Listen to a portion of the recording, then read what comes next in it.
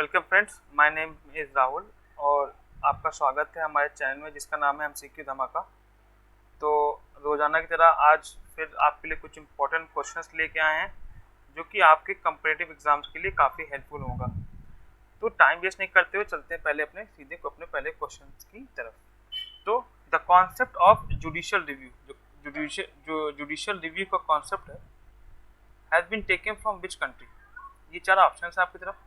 Judicial review बता दूं कि ये लिया जाता है, जैसे मान लीजिए कोई लॉ बना हो कंट्री में, उसको सुप्रीम कोर्ट चेक करता है या जो भी हायर कोर्ट होगा ऑफ द लैंड वो चेक करेगा कि ये जो लॉ बना है वो अकॉर्डिंग टू द कॉन्स्टिट्यूशन है कि नहीं, कहीं वो कॉन्स्टिट्यूशन को वायोलेट तो नहीं कर रहा है, तो इसका ये या तो उसके लॉ ऑफ द लैंड के अगेंस्ट नहीं जा रहा है, तो वो एज अ गवर्नमेंट पे चेक करता है। ठीक, और ये जुडिशरी करती है। तो ये हमारा सही ऑप्शन देखिए है यूएसए। इसका जुडिशियल रिव्यू हमारा लिया गया है आपके यूएसए से। ठीक, तो ये ऑप्शन हो गया। अब हम देखते हैं कि बाकी देशों से क्या लिया गया है। आप याद रखिए इसका सही आंसर है यूएसए। ठीक, मैं बता चुका हूँ। बाकी देशों से क्या लिया गया है, आप देखेंगे सोवियत यूनियन से, जो तब का सोवियत यूनियन था, आज का रशिया है, जो इस समय काफ़ी धमाल मचा रहा है यूक्रेन पे। तो उससे हम लोग लिए हैं फंडामेंटल ड्यूटीज़, फंडामेंटल ड्यूटीज़, जो कि हमारे पार्ट 4A में है। ठीक, आयरलैंड से हम लोग क्या लिए हैं, सबको मालूम होगा, DPSP, directive principles of state policy, जो कि पार्ट हमारे 4 में है। ठीक, अब यूएसए से हमने क्या लिया है, तो ये बात अच्छी बात है कि यूएसए से हमने लिया है। देखिए आपकी एक ऑप्शन होगा कि इंडिपेंडेंस ऑफ जुडिशरी, न्यायपालिका की स्वतंत्रता लिया है हमने। और मेन इंपॉर्टेंट जो है वो आपका याद रखिएगा, जुडिशियल रिव्यू तो है ही, इंडिपेंडेंस ऑफ जुडिशरी तो है ही, और एक जो है फंडामेंटल राइट्स लिए हैं जो कि कोर है हमारे इंडियन कॉन्स्टिट्यूशन का। और इम्पीचमेंट ऑफ द प्रेसिडेंट लिया है, यहाँ से इम्पीचमेंट लिया है। इम्पीचमेंट प्रोसेस है, जो इम्पीचमेंट कैसे होगा, इम्पीचमेंट ऑफ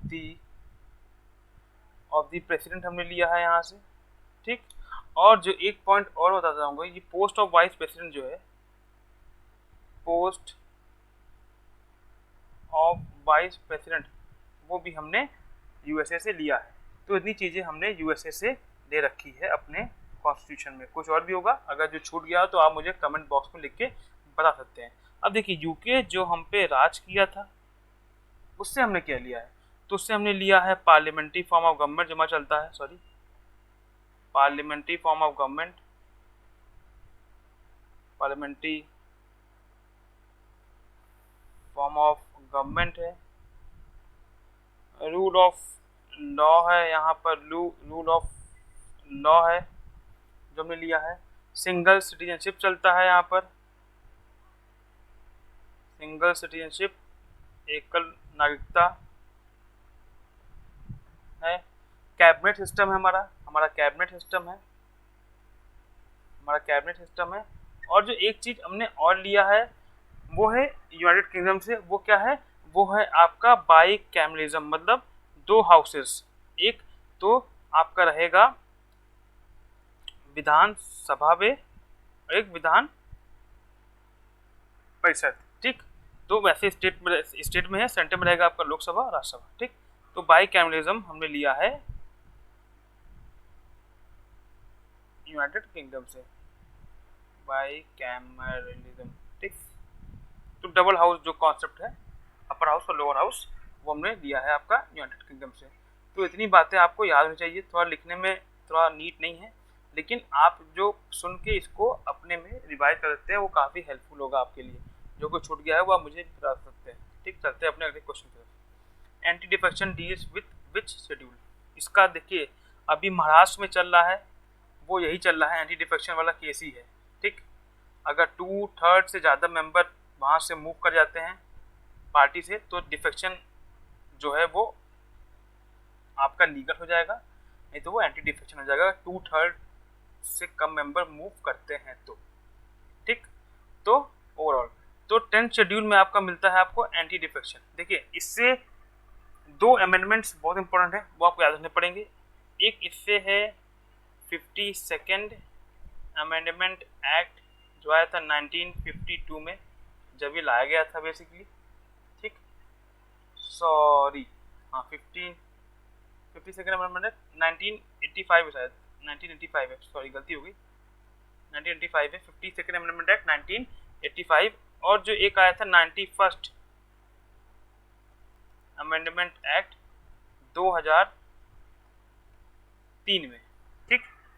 तो ये दो चीज़ें थी जहाँ पर इसको 10th शेड्यूल से दो अमेंडमेंट डील करते हैं। काफ़ी इंपॉर्टेंट है वो पहली बार लाया गया था और यहाँ पर स्ट्रेंथ 2/3 से ज़्यादा कर दी गई थी। वहाँ वो 1/3 था, यहाँ वो 2/3 से ज़्यादा कर दी गई थी। मेंबर्स मूव करने चाहिए, तभी वो डिफेक्शन जो होगा वो लीगल माना जाएगा, नहीं तो वो इलीगल माना जाएगा, ठीक। और जो सेकेंड शेड्यूल है वो आपका डील करता है इमोल्यूमेंट्स, सैलरीज, ठीक, इमोल्यूमेंट से डील करता है, emoluments of the various government officers या ऑफिसर्स, ठीक, emoluments of the various constitutional officers, of the various constitutional officers, ठीक। जो संवैधानिक जो क्या कहते हैं कि पद हैं, उनकी तनख्वाहों या उनकी सैलरी से सेकेंड शेड्यूल डील करता है। फोर्थ शेड्यूल आपका देखा जाए तो allocation of seats of state, allocation of seats of state in Rajya Sabha, कितनी सीटें बढ़ती हैं राज्यों को राज्यसभा में, तो उससे डील किया जाता है आपका फोर्थ शेड्यूल में। Allocation of seats of state in Rajya Sabha, ठीक, allocation of seats of state in Rajya Sabha, कितनी सीटें बढ़ती हैं राज्यों को कहते हैं राज्यसभा इलेक्शन में, ठीक। 8th शेड्यूल आपका जो है वो number of official languages in India, जो कि अभी 22 है। Number of official languages, number of official languages in India जो है वो बता सकते हैं कि कब थी वो। का आंसर सही आंसर है 22, राइट ना 22 है, ठीक है। तो हम एक चीज़ कहना चाहते हैं, जो शेड्यूल थे जब संविधान बना था हमारा, ठीक, 1950 में, तो तब 8 थे, 8, और अब जो है वो हो गए हैं 12, ठीक, ये ध्यान रखिएगा।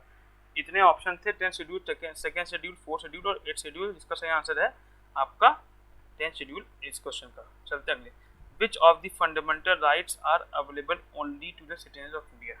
ये क्वेश्चन बहुत ही ट्रिकी है, आसान है, जो भी कहना चाहे कह सकते हैं, आपके ऑप्शन रह गए। और इसका जो सही आंसर है वो है आंसर कहते हैं कि which of the fundamental rights are available only to the citizen of India. तो कौन कौन से फंडामेंटल राइट्स हैं जो कि ओनली सिटीजन या भारत के नागरिकों के लिए अवेलेबल हैं? तो ये अवेलेबल है, ठीक, ये अवेलेबल है, ये अवेलेबल है, लेकिन ये अवेलेबल नहीं है। तो आर्टिकल 14 एलियंस के लिए भी अवेलेबल है, ठीक, एलियंस के लिए भी, एलियंस या और फॉरेन को भी मिलते हैं, ठीक। और जो अदर राइट्स हैं, एक तो आपको 15 है जो available only to the citizen of India, किसी को नहीं है। और आप कह सकते हैं कि 16 है, ठीक, सॉरी 16 है, 15, 16, 19 हो गया, 29 हो गया और 30 हो गया। तो ये सब फंडामेंटल राइट्स हैं जो कि खाली only and only Indian citizens को ही मिलते हैं। आर्टिकल 14 नहीं मिलता है, 15, 16, 19, 29 और 30, ठीक रहना चाहिए। How many categories does the directive principles of state policy divided.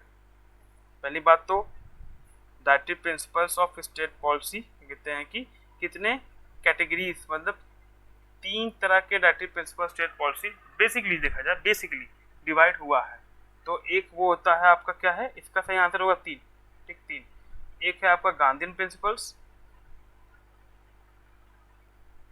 Gandhian principles पे है, और एक आपका सोशलिस्ट प्रिंसिपल्स पे है,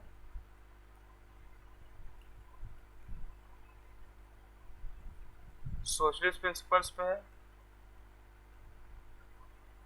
और एक आपका है लिबरल इंटेलेक्चुअल प्रिंसिपल, या लिबरल कह सकते हैं बेसिकली, लिबरल इंटेलेक्चुअल प्रिंसिपल्स पे। तो ये तीन मेन हैं, सोशलिस्ट या सोशियो इकोनॉमिक और गांधीयन प्रिंसिपल्स, और एक आपका लिबरल इंटेलेक्चुअल प्रिंसिपल्स। ठीक, चलते अगले अगले क्वेश्चन की तरफ। Choose the incorrect option.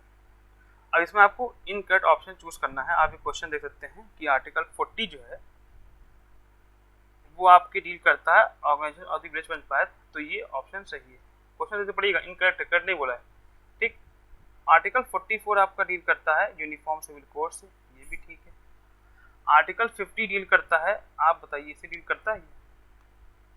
नहीं, ये ऑप्शन गलत है। ये डील करता है participation of workers in the management of industries, वो है आपका article 43A। 43A, article 43A participation of workers in the management of factories. Article 50 जो है वो है separation of executive from the judiciary. ठीक, ये है आर्टिकल 50 आपका, separation of executive from the judiciary की बात करता है। ठीक, ताकि फंक्शन में गवर्नमेंट और जुडिशरी के फंक्शन में कभी ओवरलैप ना हो, ताकि देश सही चले। ठीक, और participation of workers in the management of industries वो आर्टिकल 43A में है। और आर्टिकल 39A आपका एकदम सही है, equal justice and free legal aid. Equal justice सबको और फ्री लीगल एड यहाँ पर इंडिया में सबको मिलता है। ये रहे आपके हम सबके 5 क्वेश्चंस, इम्पॉर्टेंट है। उम्मीद करता हूँ अच्छे समझ में आए होंगे, और आप ऐसे ही आगे बढ़ते रहिए। तब तक के लिए bye bye and thank you.